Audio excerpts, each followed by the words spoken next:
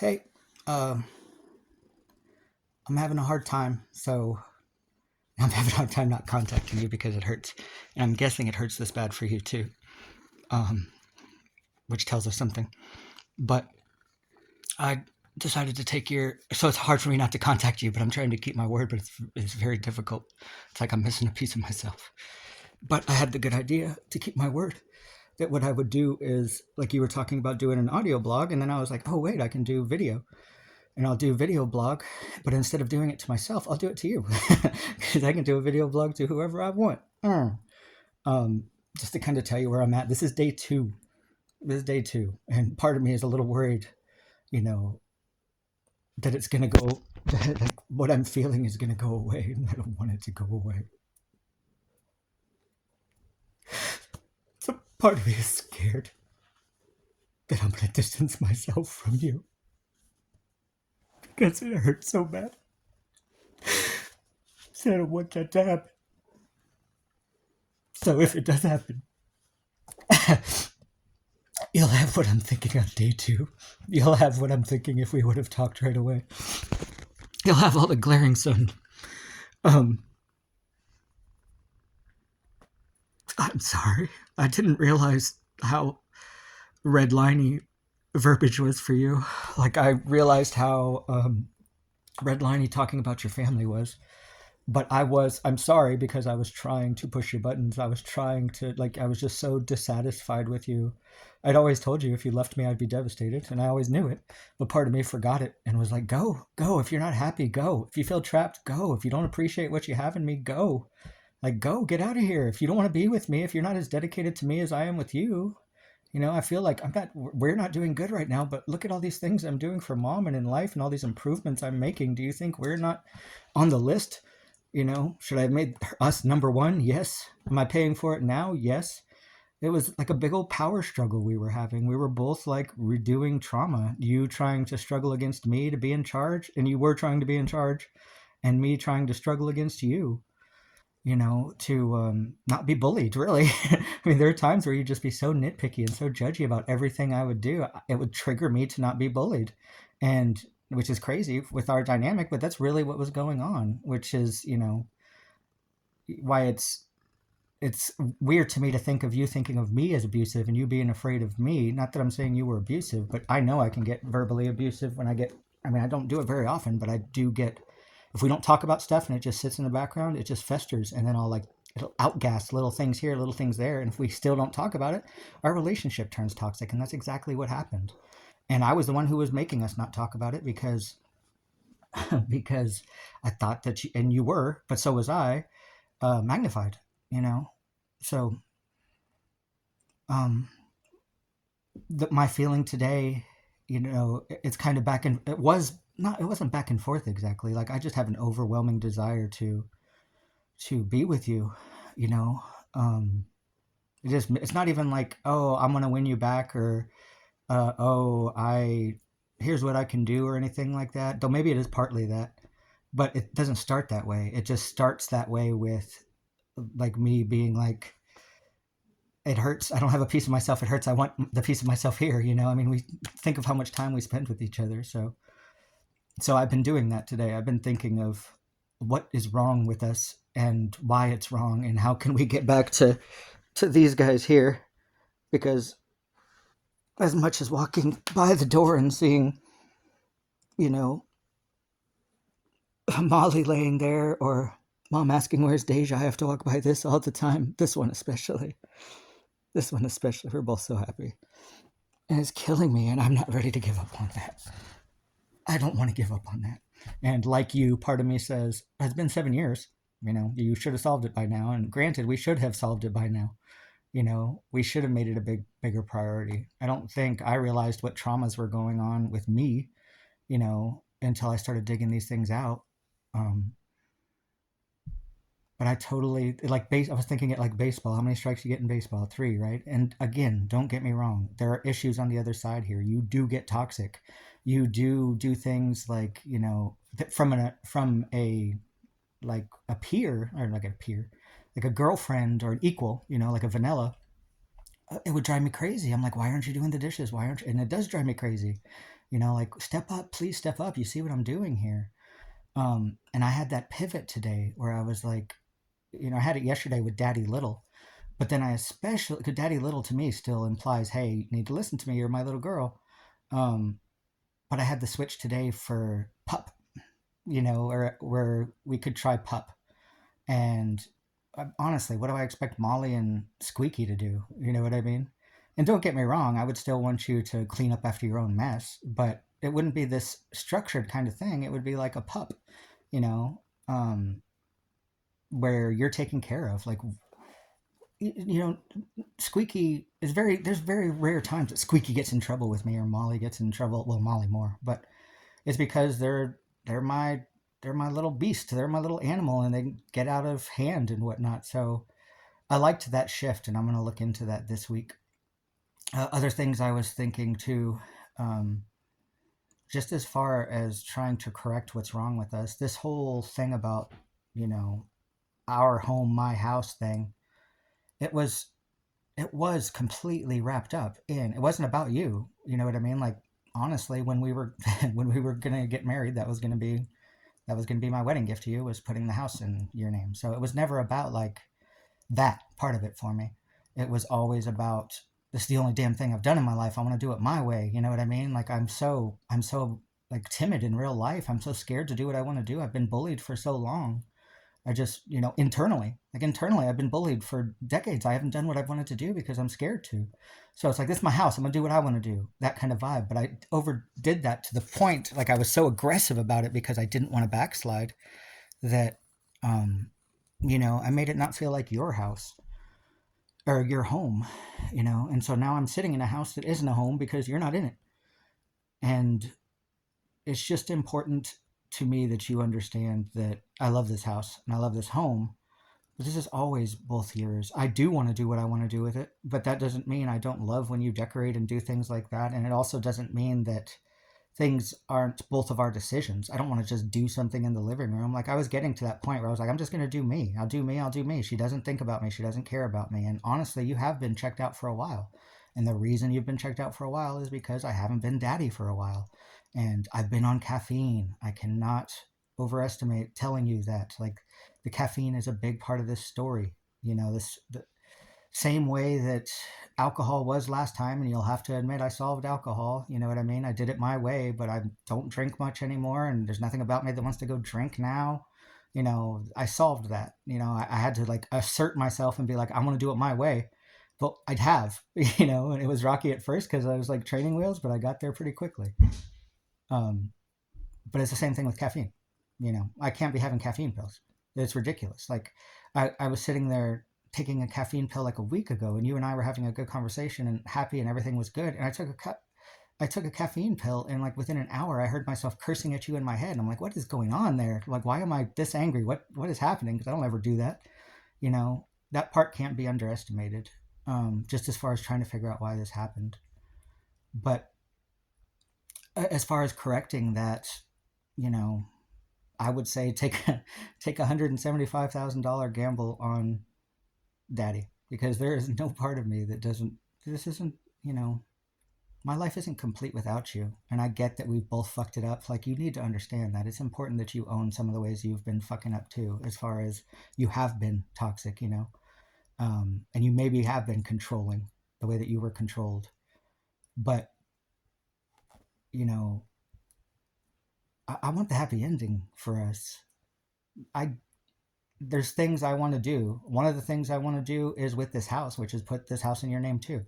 There's $175,000 gamble on you that I'll do in an instant because I believe in us. And don't get me wrong, next year, 3 months, the next day I do that, you could turn around and force a sale of this house and get $175,000 if I didn't believe in you. I believe in you. If we ever break up in a million years, hopefully you'll give me the house back because it was my house. But if you feel you want to split it just because you want the money, I would hope you would sell it back to me if I could even afford it, which I probably couldn't, and I'd have to move out. But that's the gamble. The whole point is, I want this to be your home legally. I want this to be your home. I want these to be your cars legally. Do you have to pay me back for the house? No. Do you have to pay me back for half the cars? Yes. Eventually. but I believe in what we're building here. I just had to cancel the frickin' Help C order, and it broke my heart because that's what we had been building for this whole time. We put in, whether you know it or not, you have been having delayed gratification this whole time, and it's about to pop off, and then this bullshit goes down. You know what I mean? Like, I don't want to make excuses for myself, but I've had a hard year. I've been dealing with a lot. This is about as stressful as it gets for me. And no part of me, if this was trauma repeating itself with Armageddon, no part of me ever thought about anything physical. I was like shocked when you wouldn't open the door yesterday. Honestly, I'm not a liar. I was shocked. I had no idea that you were in that space. I thought I was going to hurt you. I knew you knew I was upset, but um, that was very much the power struggle. Like, you have to listen to the house rule about life. Like, please step up, step up, step up. You know, it was the culmination of all of that stuff. But no part of me was ever going to be physical with you there. I feel bad for being verbal at all, but I barely was verbal there. And that was another thing I wanted to implement. If in 6 days I'm still there where I want us to be together, which I hope I am. Um, I think I will be. I just can't imagine any universe in which daddy walks away from his little girl. I just can't. I can't live with that guy. You know what I mean? If you cheated on me, I would have to, because that kills me. But that's kind of like what you're saying now, but it's just different because cheating is a whole, like, it's a big thing for somebody to have an argument. I mean, you called me an asshole the other day. You've told me before that you had thoughts in your head that you wanted to hurt me. None of those made me blink for a second about being with you. I'm like wired to stay, but I get that it's not your issue in that way. But I don't, the way that you do it, I do it, where I don't give respect to that because it isn't my issue. Like, I grew up where people would always argue back and forth, and then the next day that, guys would just be doing the same bullshit, and you know what I mean? So that isn't, I didn't recognize how big a deal that was for you, but I do now, because to me now I realize it's like an actual daddy doing it to a little girl, which I would never do. You know what I mean? It would be like me yelling at like an 8-year-old girl. Like, I picture you in my head with your big old eyes, like staring at me during some of these things I was saying, and it breaks my heart because now I get it. Like, you are a little, like, you know what I'm saying? Like, internally, no matter what we said any other way, when I would talk, you would take it like your daddy talking. And how much does that hurt when I'm sitting there taking it like a boyfriend girlfriend talking? Like, this is how hard you love me, came also came with you taking those things like a little girl to a daddy. And that breaks my heart because I never got that. And I get that now. And it might be too late, but I get it now. So that's one of my rules too, as far as going forward, is that first off, there will be no, absolutely zero, the same way I had alcohol, absolutely zero, um, abusive talk, no name calling, no anything like that towards each other. And, you know, honestly, if you do it to me, I'm not going to care that much, but I won't be doing it to you because it's like doing it to an 8-year-old. If I yelled at my 8-year-old daughter, that would never happen. If I did it once, I would kill myself. I mean, I would kick myself. It would be like, this, how could you do that? She's 8 years old. What is wrong with you? You don't yell at, I never do that ever. I mean, it like makes me, it's icky.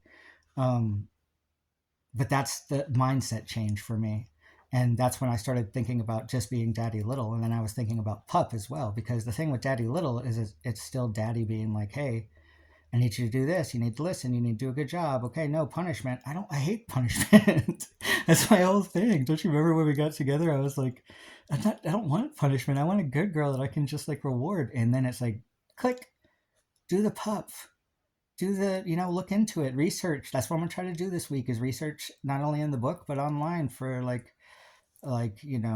pet play, because I've never done that in my life. So I'm gonna research it good, and that's what I think we should do. And pet play means that, when daddy wakes up to feed the animals every day, daddy also brings you food.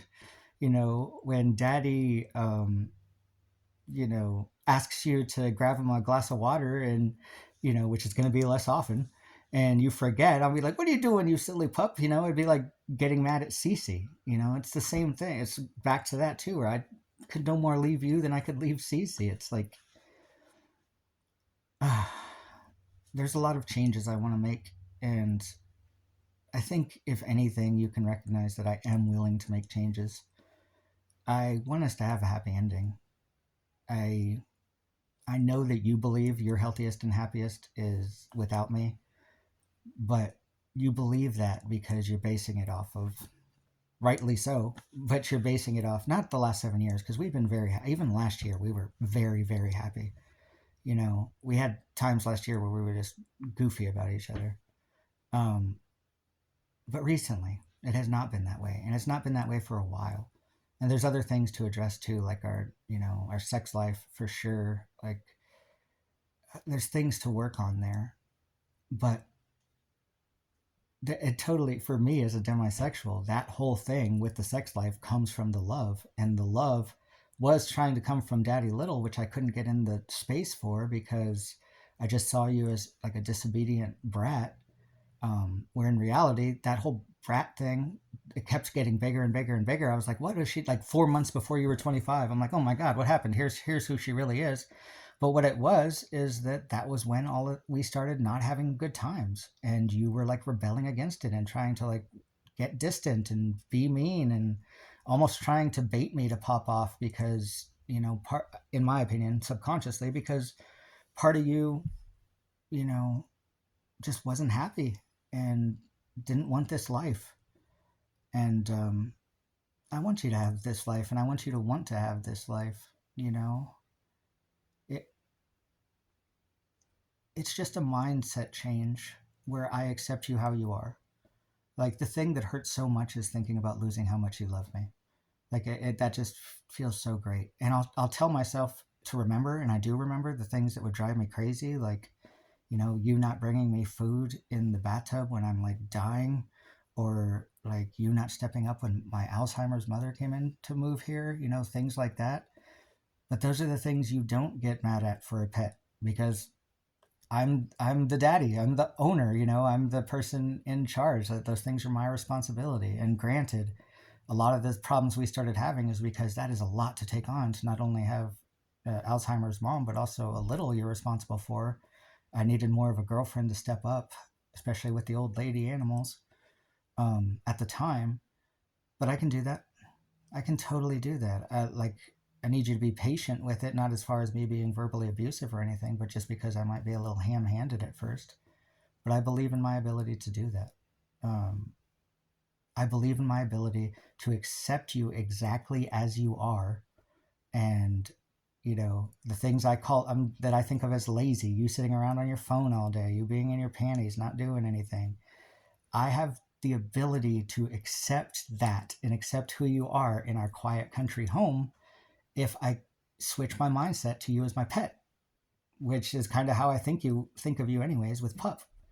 And don't get me wrong, I don't want to sit here and be used where like I'm doing all the housework and stuff like that, but we sure as shit can pay 50% to have somebody come in once a week, right? And we can do our best to keep it cleaning up our own mess during the week for mom, right? Like work smarter, not harder. We can do all of that shit. I accept how you are right now. Maybe when you're 35, you won't be that way. When I was your age, I was the same fucking way. You know, I, I'm at the point right now. This is like, I know this is me asking for a third strike like baseball. I really hope you give it to me, because I'm at the point right now where I am ready to accept you exactly how you are, not be mad at you, maybe be a little like, disheveling your head, you little goofball, as far as things you goof up or you dunderhead up.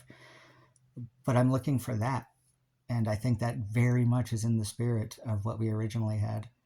And that also allows me to, you know, open up my vulnerability in my heart to be my lovey-dovey self to you, um, in a more romantic adult way too. Like this picture that I love so much, you know, like that. Like I want that back. I want the people who, go find a good reputable organization to have somebody come over that we trust and have them look over mom, and us to have a date night by ourselves every week. I I don't want to put us second anymore. I don't want to put you second anymore. Granted, mom's um, disability is a big old, her memory problems are a big old thing. And granted that um, I really had to do a lot of stuff in a short amount of time thanks to my siblings.